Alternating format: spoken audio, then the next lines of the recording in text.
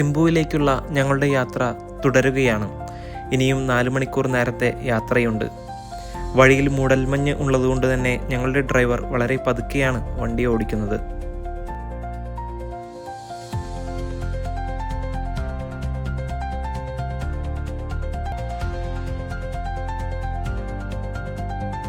ഞങ്ങളുടെ അടുത്ത ഡെസ്റ്റിനേഷൻ ഭൂട്ടാനിലെ ഗേതു എന്ന സ്ഥലത്ത് സ്ഥിതി ചെയ്യുന്ന ഈ സ്തൂപങ്ങളാണ്. ഈ സ്തൂപങ്ങൾ ഇവിടെ ചോർട്ടൻ എന്നാണ് അറിയപ്പെടുന്നത്. 8 സ്തൂപങ്ങളാണ് ഇവിടെയുള്ളത്. ഈ 8 സ്തൂപങ്ങൾ ശ്രീബുദ്ധന്റെ ജീവിതത്തിലെ 8 സുപ്രധാന ഘട്ടങ്ങളെ ഓർമ്മിപ്പിക്കുന്നു.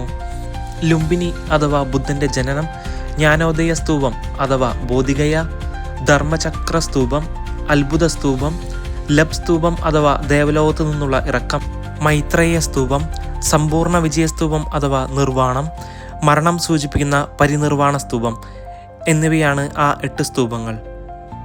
ഫൺഷോളിൽ നിന്ന് തിമ്പുവിലേക്ക് യാത്ര ചെയ്യുന്ന യാത്രക്കാരുടെ പ്രധാന ഡെസ്റ്റിനേഷനാണ് ഗേതുവിലെ ഈ സ്തൂപങ്ങൾ. ഞങ്ങൾ യാത്ര തുടർന്നു. ഇന്നത്തെ ദിവസത്തെ ഞങ്ങളുടെ അവസാനത്തെ ഡെസ്റ്റിനേഷനാണ് ചുസോം.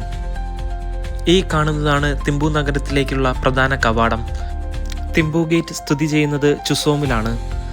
ചുസോം എന്നാൽ നദികളുടെ സംഗമം എന്നാണ് അർത്ഥം. ഈ കാണുന്നത് തിമ്പു നഗരത്തിൽ നിന്ന് വരുന്ന നദിയാണ്. നേരെ എതിർദിശയിൽ നിന്ന് വരുന്നത് ഭൂട്ടാനിലെ മറ്റൊരു പ്രധാന പട്ടണമായ പാരോയിൽ നിന്ന് വരുന്ന നദിയും.